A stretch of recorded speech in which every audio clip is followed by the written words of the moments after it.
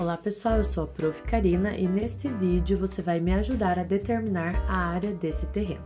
Então vamos imaginar aqui que você precisa medir a área desse terreno, você tem lá uma trena, algum instrumento de medida para terreno, um instrumento de medida um pouco maior, e você precisa fazer essa medição. Então você já mediu a frente do terreno, você conseguiu medir essa lateral, essa daqui, e essa outra lateral, mas faltou essa medida e como tem árvores ali tampando esse espaço, você não consegue chegar nesse espaço para determinar a medida. E aí, como que a gente poderia usar as informações que a gente já tem para tentar medir esse tamanho, né, que falta ali do fundo e daí determinar a área do terreno. Então, esse é um ponto. Segundo ponto, esse terreno ele tem um formato irregular, ele não é uma figura padrão, um retângulo, um quadrado, ele tem um formato irregular. Então, como que a gente poderia fazer para determinar essa área, né? Se eu não sei calcular a área dessa figura, não tem uma fórmula para esse formato de figura que está aqui. Então, o primeiro ponto em relação à figura, quando isso acontece do formato da sua figura, né? Aquela que você quer calcular a área seja assim irregular, não tem uma fórmula específica, você vai ter que dividir em partes que você conheça o cálculo da área, que você conheça a fórmula, né? Então, você vai ter que fazer essa divisão. Então, eu vou fazer aqui.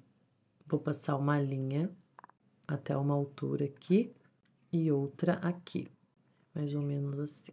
Então, agora eu dividi a minha figura, né? E eu consigo identificar melhor as formas geométricas que foram formadas aqui, né? Então, a gente tem aqui, nessa primeira parte, um retângulo que eu vou chamar de figura 1.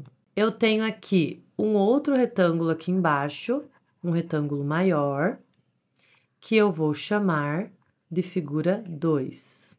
E eu tenho aqui nesse cantinho um triângulo, que eu vou chamar de figura 3, e esse triângulo ele tem a característica de ser um triângulo retângulo, né? Já que eu dividi aqui a figura 1 em um retângulo e a figura 2 também. Então, esse triângulo é um triângulo retângulo, porque ele tem um ângulo reto, então ele recebe essa nomenclatura. E aí, falta a gente determinar essa medida. O que a gente pode pensar aqui? Eu já sei, então, que tudo é 9, esse lado inteiro é 9. E aí, eu vou ter que descobrir alguma parte aqui de uma figura interna para poder descobrir essa medida que falta. Se a gente olhar aqui na base, aqui embaixo, tudo é 25 e esse pedacinho aqui é 13, porque é a mesma medida de cima, né? A mesma medida aqui de cima. Então, se eu fizer uma subtração, eu consigo determinar essa medida aqui, que é 12, já que tudo tem que dar 25. Então, essa medida aqui é 12. Então, a gente tem aqui um triângulo, né? Um triângulo retângulo, já que ele tem aqui o ângulo reto. E esse triângulo tem medidas 13 aqui e 12 aqui. E aí, a gente precisa determinar o lado que está faltando. O triângulo retângulo, os seus lados, né? Eles recebem nomes especiais por ser um triângulo retângulo. Então, essa medida maior aqui se chama hipotenusa e as duas medidas que formam o ângulo reto se chamam catetos. E existe um teorema muito famoso que te permite calcular um dos lados do triângulo retângulo que estiver faltando, que é o teorema de Pitágoras. Então, o teorema de Pitágoras diz que a hipotenusa, que a gente chama de A, ao quadrado é igual aos dois catetos elevados ao quadrado e somados em seguida. Então, a hipotenusa ao quadrado é igual à soma dos catetos ao quadrado. E aí, a gente tem, então, que o A aqui é 13, que é a minha hipotenusa, o X é B, poderia ser C, né? E o 12 é a última letra que falta, que é o C. Então, os catetos aqui tanto faz você colocar B ou C. Daí, agora eu identifiquei, então eu vou substituir ali na minha fórmula. No lugar da letrinha, né, eu vou colocar o valor de cada uma. Então, o A é 13, vai ficar 13 ao quadrado. O B é X, então x ao quadrado, e o C é 12 ao quadrado.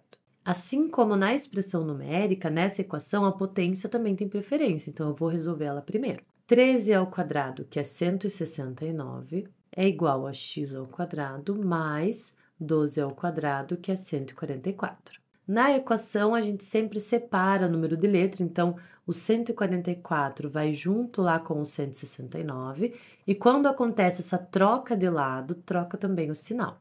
Então, vai ficar 169 menos 144 igual a x ao quadrado, 25 igual a x ao quadrado, então 169 menos 144 é 25, e a operação contrária da potência é a raiz quadrada. Então, para determinar qual é o número que eu elevo ao quadrado, que dá 25, eu posso fazer a raiz quadrada de 25, que é 5. Então, aqui a gente determinou a medida, né, deste lado aqui do triângulo, que estava faltando aqui o lado x.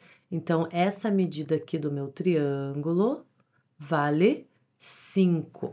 E se tudo isso daqui é 9, então esse pedacinho aqui que estava faltando vai valer 4, né? Que era aquele pedacinho que eu não conseguia medir, porque eu não conseguia chegar aqui nessa área.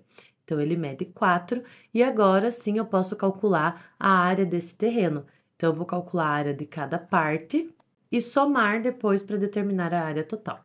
Então, a área 1 vai ser, a figura 1 é um retângulo de base 13 e lado altura 5. Então, 13 vezes 5, 65 metros quadrados.